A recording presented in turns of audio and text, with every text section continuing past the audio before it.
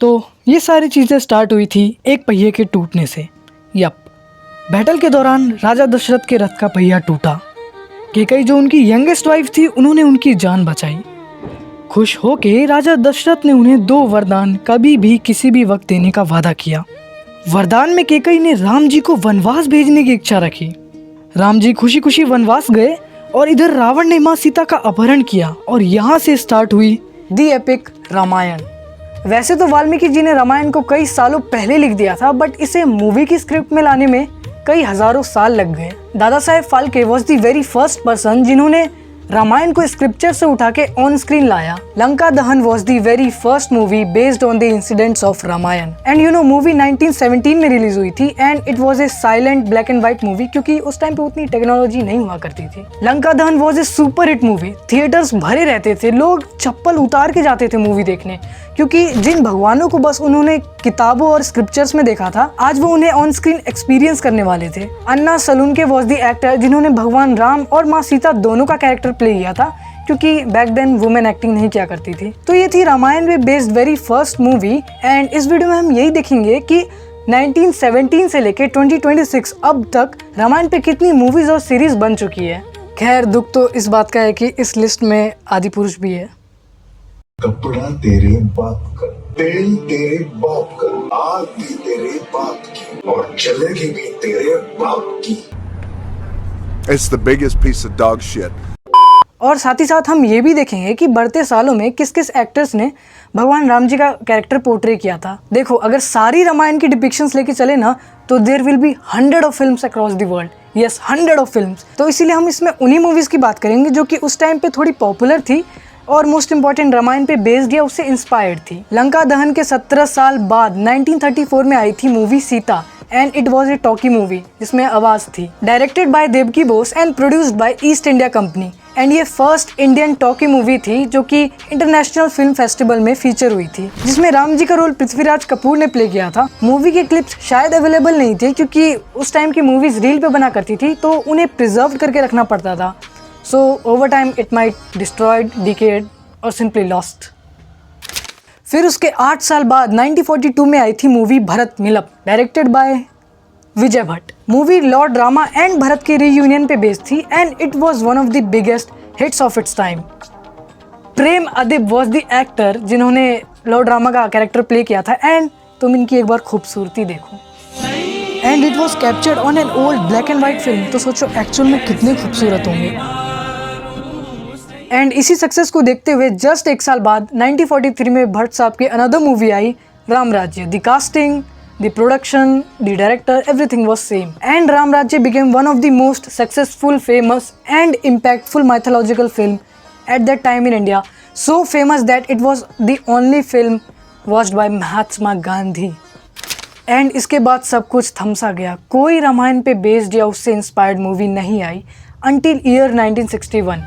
18 साल बीतने के बाद जाके कहीं आई Sampoorna Ramayan. And I guess it was the very first Ramayan movie जिसमें रामायण की पूरी कहानी थी, from the birth of lord Rama to Ravan's defeat and returning to Ayodhya. Movie Tamil language में रिलीज हुई थी, डायरेक्टेड बाय के सोमू, जिसमें राम जी का कैरेक्टर एनटी रामा रॉय ने प्ले किया था। And yes, he is the grandfather of junior NTR.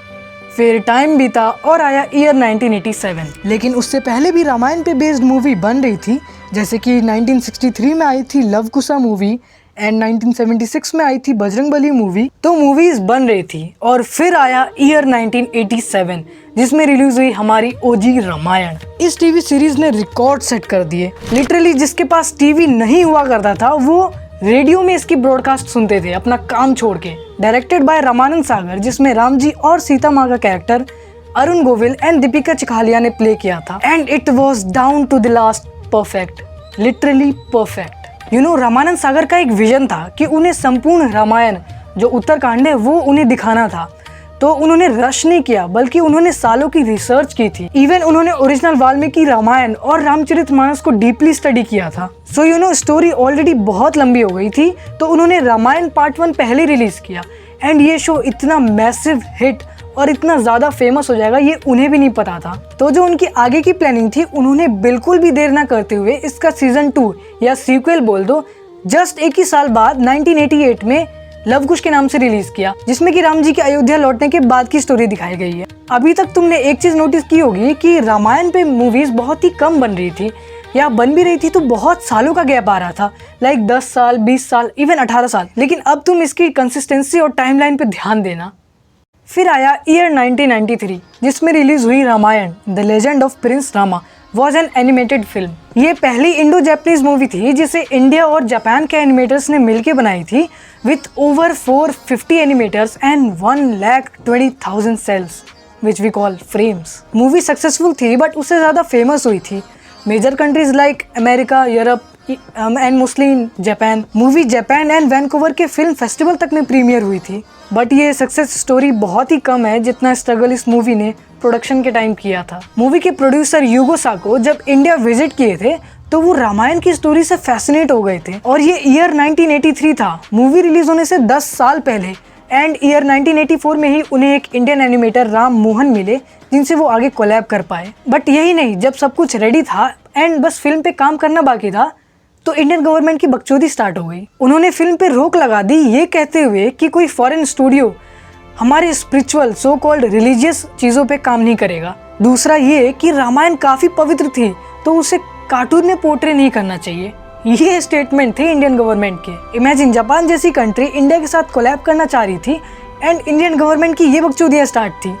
But anyways फिर भी मूवी रिलीज हुई and I will say it is the best Ramayana movie till now. फिर ईयर 1996 में आई बाला रामायण, जिसमें राम जी का कैरेक्टर जूनियर NTR ने प्ले किया था। फिर इसी बीच हनुमान जी की एनिमेटेड मूवीज भी आई 2005 में। एंड 2008 में एक और रामायण सीरीज आई जिसमें गुरमीत चौधरी एज लॉर्ड रामा दिखाए गए थे एंड देवीना बनर्जी एज माँ सीता, जिसमें VFX काफी अच्छे थे, क्वालिटी काफी अच्छी थी, जो कि रामानंद सागर के बेटे आनंद सागर ने ही डायरेक्ट की थी। एंड फिर उसी ईयर 2008 में एक और इंडियन फॉरेन एनिमेटेड मूवी आई थी named as Sita sings the blues, created by Nina Paley. You know, Nina used a very unique form of animation which was funny, bold and obviously modern. Movie Ramayana से inspired थी but unlike other movie जिसमें story lord Rama पे focused होती है, इसमें mainly 3 चीजों पे focus किया गया था। First was Sita's silent sacrifice, shows actual human women feeling. Second was Rama's sacrifice. Third was society's expectations. Film की एक स्टोरी लाइन डायरेक्टली इंस्पायर्ड थी उनकी ओन ब्रेकअप स्टोरी से, कि कैसे उन्हें इमोशनली पेन फील हुआ था तो वैसे ही किसी दूसरी वुमेन को, दैट इज सीता माँ, उन्हें भी फील हुआ होगा। यू नो, मुझे बहुत ही अच्छा लगता है देख के कि मूवी के क्रिएटर्स अपनी पर्सनल लाइफ की चीज़ें भी मूवी में ऐड करते हैं। मूवी में नीना ने 1920s की famous jazz singer annuity Henshaw के जैज सॉन्ग्स यूज किए हैं, which is quite unique and interesting. I'm going to watch this movie. फिर ईयर 2010 में एक और मूवी आई थी Ramayana the epic, directed by Chetan Desai. उन्होंने इस मूवी में हॉलीवुड लेवल 3D स्टाइल दिया है एनिमेशन। फिर ईयर 2011 में श्री राम राज्यम मूवी आई थी जिसमें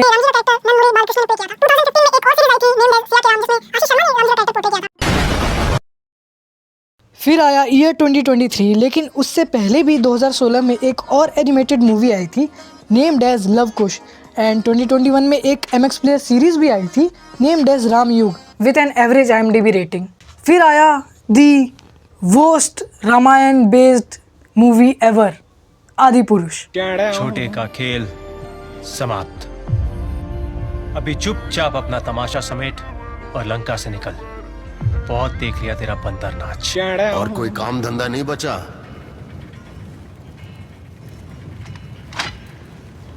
बंदर पकड़ने लगा।